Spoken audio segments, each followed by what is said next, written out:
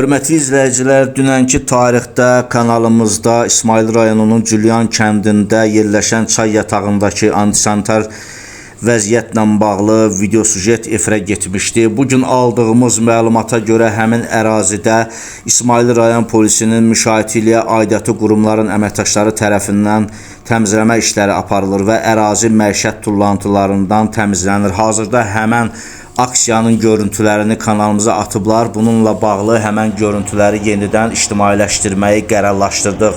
Hər kəsdən xahiş edir, yayımı bəyənin, paylaşın və bu aksiyanı həyata keçirən bütün dövlət qurumlarına, bütün aidiyyatı qurumlara öz dərin təşəkkürümüzü bildirir və qeyd etmək istəyirik ki, təbiətimizi, ətraf mühitimizi qorumaq hər birimizin müqəddəs borcumuzdur. Dövlətimizin də bizdən istədiyi yalnız budur ki, ölkəmizin təbiətini qoruyaq.